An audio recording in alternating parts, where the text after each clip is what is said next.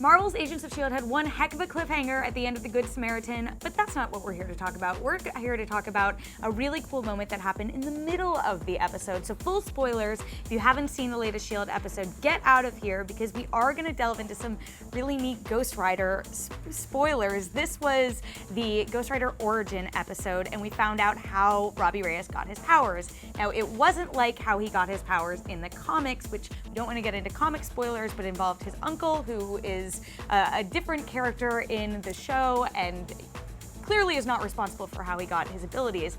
It seems like another Ghost Johnny Rider Blaze.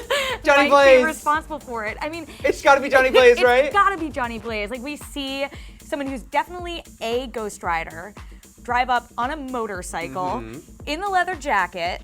And we don't see his actual face, we see his like this Ghost Rider flaming skull face, but it's totally Johnny Blaze, right? It's gotta be Johnny Blaze. There's no way it's Danny Ketch, who's the other Ghost Rider, who has a motorcycle and looks just like that. So Joshua, there is some precedent in the comics for Ghost Rider abilities to be passed on this way, just not with Robbie Reyes. Break that down a little bit for us. Yeah, and like Terry said, Robbie has a different origin story in the comics than what we just saw in S.H.I.E.L.D.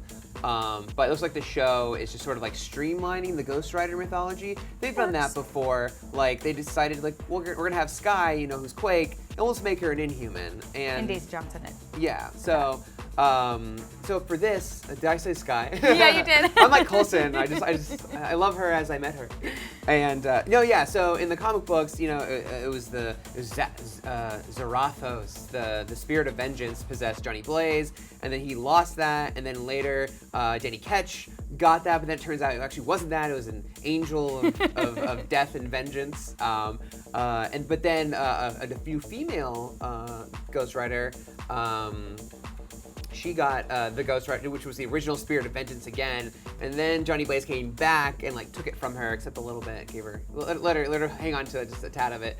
So there is, yeah, this sort of like this like of the Ghost Rider mantle being passed on and that power. So not as like we saw here as like one Ghost Rider. Literally just passed it on. Like so I don't know. Did Johnny Blaze give up the Spirit of Vengeance and put it into Robbie Reyes?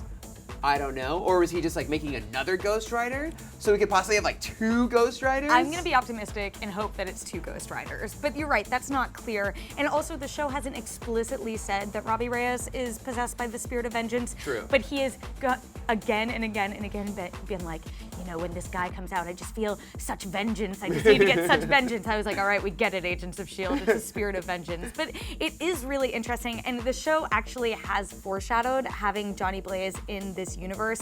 In last week's episode, it actually seemed like the Darkhold was found in his apartment. Like you see the motorcycle helmet and all sorts of other hints and clues and Easter eggs that Johnny Blaze exists. So to see, I mean, I'm gonna go as far as to say that we saw him in this episode is so cool. Yeah. And what's actually interesting about his leather jacket is that the jacket that Robbie Reyes is wearing with that white upside down U thing is sort of a nod to Johnny Blaze's original jacket, but this Ghost Rider just has a more typical leather jacket, so it didn't I thought that would have been like the giveaway if he had sort of the original design, which is a little more out to the side on the white part.